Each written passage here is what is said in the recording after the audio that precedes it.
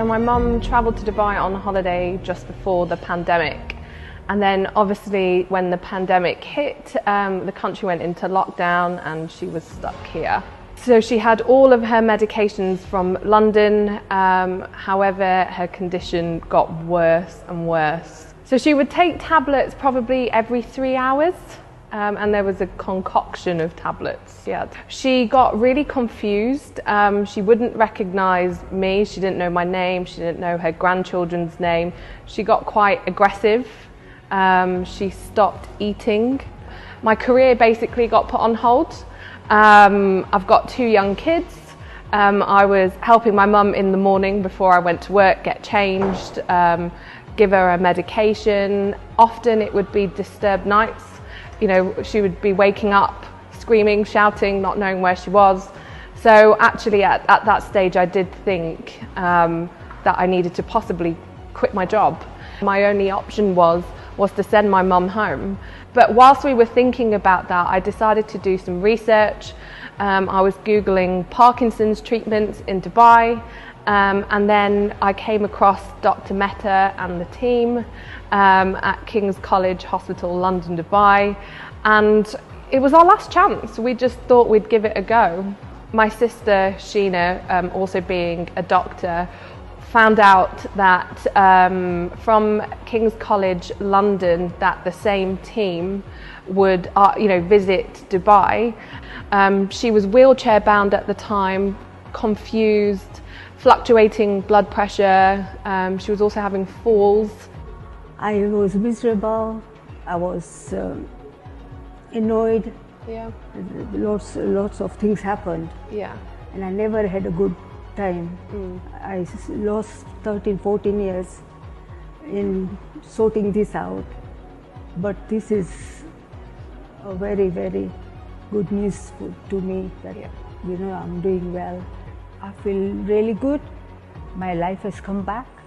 I'm enjoying myself with my grandchildren. I enjoy shopping. I enjoy shopping and I enjoy Dubai. Yeah. As a medical professional myself, so I'm a GP working here in the UK for the NHS, I could see my mum's Parkinson's disease was advancing.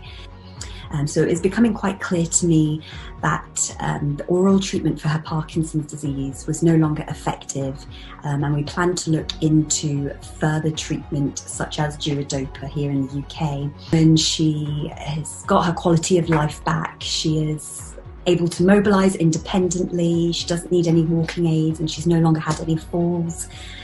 She's much happier in herself, she's got her smile back. We did a lot of research and we know they're a centre of excellence, which is why we chose them. And I have to say that the treatment that my mum got was first class.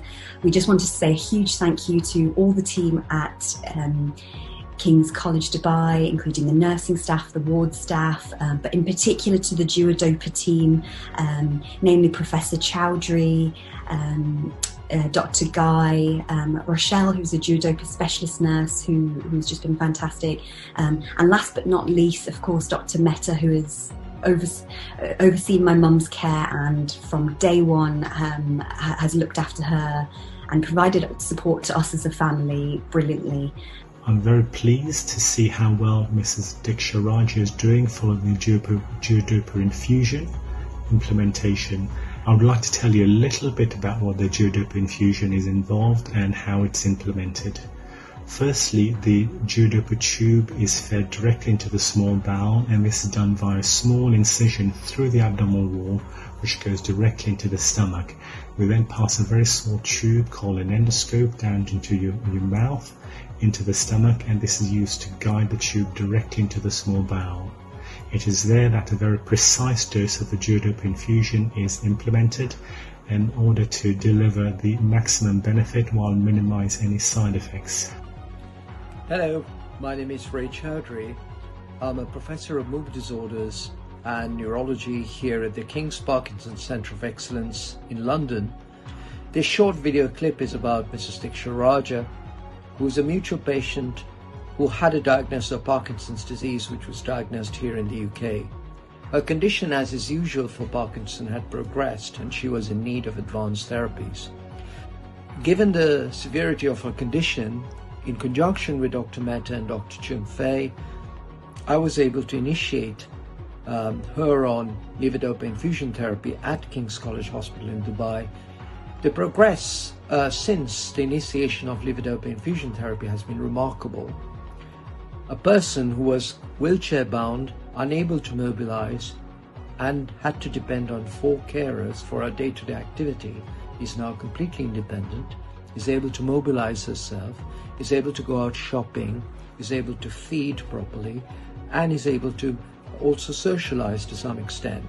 To summarize the challenges we faced with Mrs. Diksha Raja is not just her Parkinson's. The main priorities, the top priorities for any clinician in her case is, number 1, to optimize her blood pressure, to optimize her medication regime, and to make sure she's not getting any recurrent infections. For implementing this advanced non-oral infusional therapies requires a commitment and a dedicated clinical team, a neurologist and a Parkinson specialist who knows how to convert the oral dosing to a gel form because of her weight. So slightly increase in intrajejunal infusion regime, she become more dyskinetic. And we have seen after 48 hours, we have seen that her BP was stabilized, her motor fluctuations are stabilized, and she was able to walk unaided. I have to say it's very important for the Parkinson's patients and the communities to connect together, to share their knowledge and to share their problems. I'm extremely grateful to Her Excellency Sheikha Fatima Al Maktoum. She kindly visited our Advanced Parkinson Center of Excellence at King's College Hospital, London, Dubai, just to meet and greet the patient Diksha after she heard from Parkinson Society UAE, the way she came to Dubai on a holiday to stay with her daughter, and in the last 6 months her condition was deteriorated where she became a wheelchair bound. Now she got new lease of life at King's College Hospital, London, Dubai. So I'm eternally grateful for her humbleness and self-effacing appreciation of our pioneering work at King's College Hospital, London, Dubai. And it will be one of my lifetime memoirs.